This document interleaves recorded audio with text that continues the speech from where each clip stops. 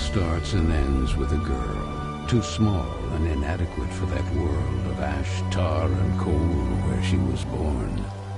When her mother died suddenly, the little girl, with only the company of a stuffed friend she would soon forget, found herself all alone on an icy bench, waiting for the carriage that would take her to the austere Bunny Hall. Luckily, even if that place turned out to be very hostile for her, there she met Carole, who like her was small and inadequate, so the little girl began to feel less alone, until, on a day like many others, Carole would leave Bunny Hall for good, so the little girl fell prey to despair again.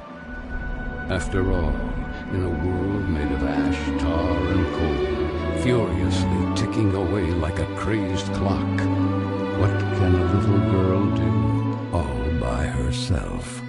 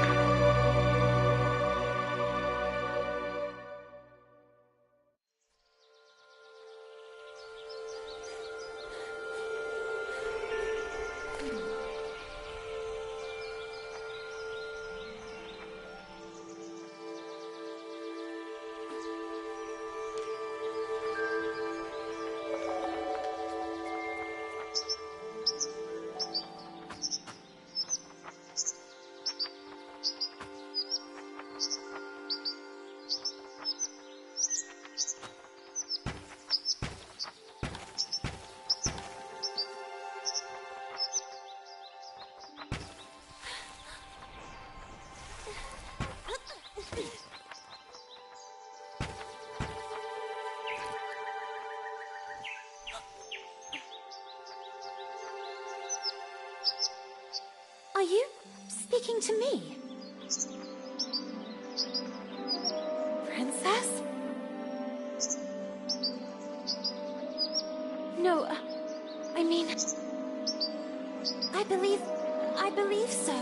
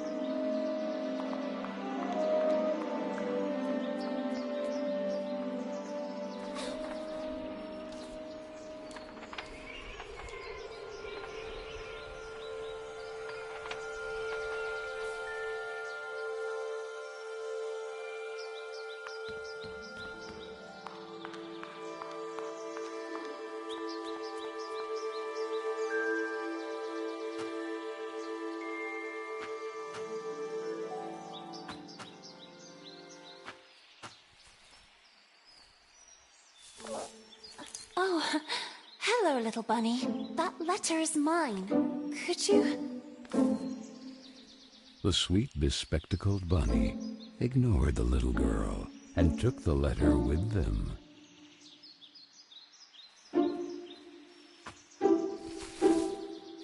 I beg you, would you be so kind as to give it back to me? The little girl began to get impatient.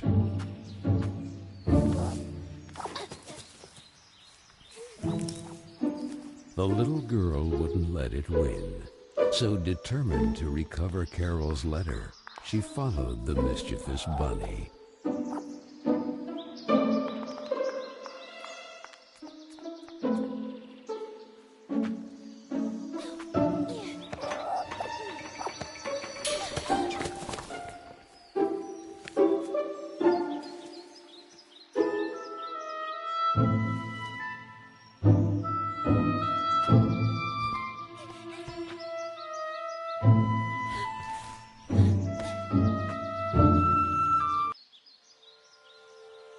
What place is this?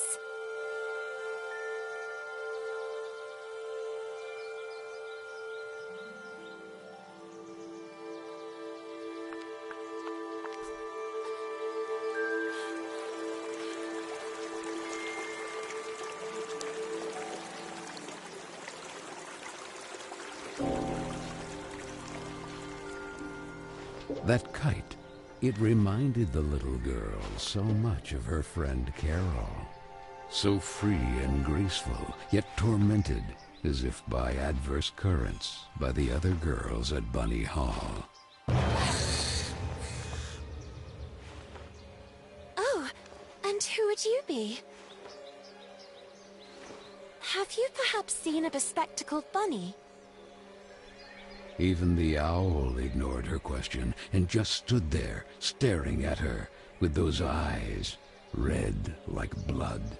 But the little girl had no time to waste. She had to track down the bunny, and so she began to follow in its tracks.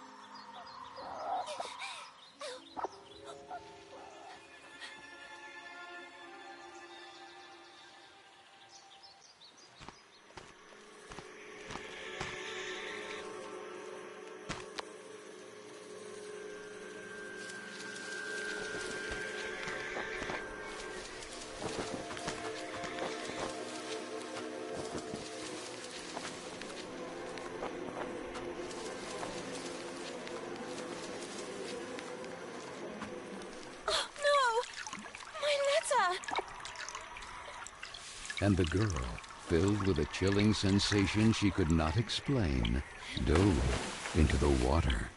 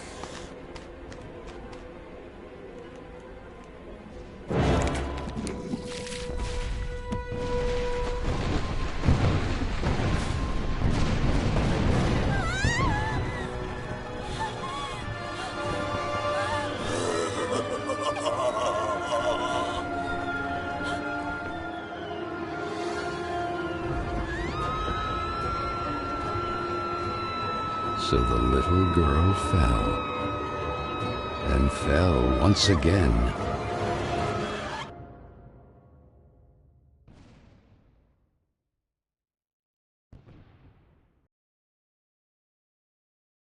And while the man with the tar hat stood grinning, her thoughts drifted to that mysterious figure in the window of Bunny Hall, who silently stood watching her as she was swallowed up in her abyss. And this is how our story begins. A letter, a roar, then a daring plunge, and a little girl, too small and inadequate for that world of ash, tar, and cold of which she was a part.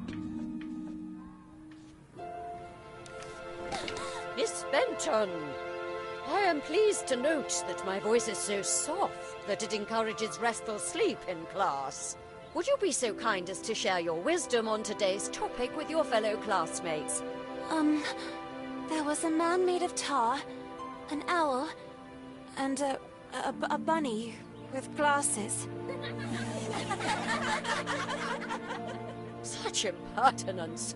Home Economics, Ladies' Etiquette, Chapter 9.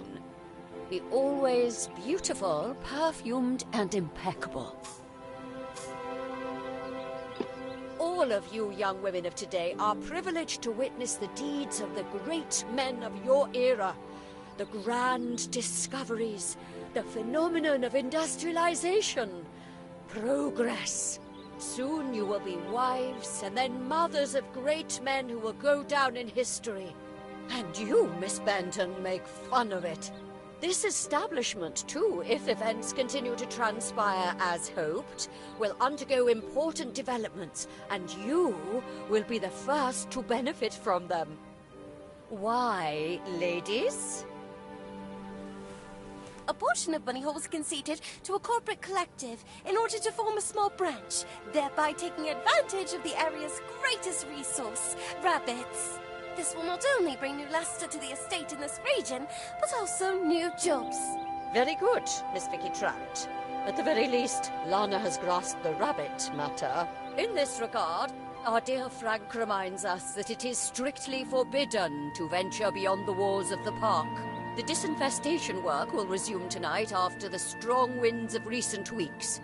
Remember, not to be overwhelmed by the explosions. It's all perfectly normal.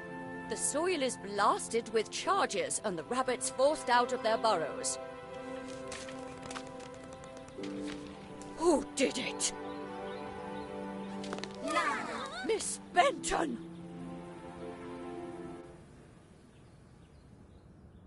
I'm weary of you, miss. Ungrateful, arrogant troublemaker. Why is it so difficult for you to behave like all the others?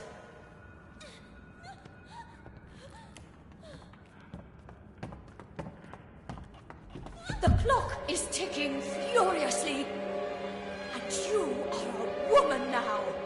Therefore, it is high time you learn to behave like one, or accept the consequences of your ridiculous transgressions. You will help Miss Mildred with the chores. When you are done, ring the bell, and you will be allowed to return to your accommodation. But until then, don't even dream of leaving this place. This, for the little girl, was now the norm. Targeted by Vicky and the other girls, or simply scolded by the matrons of Bunny Hall. Like Miss Hinman and her nauseating perfume. She constantly repeated herself sadly, "No, I don't want to grow up. I don't want time to flow furiously anymore. It would have been so nice instead to be able to take it back to when Carole was still there." It would be better to shed some light.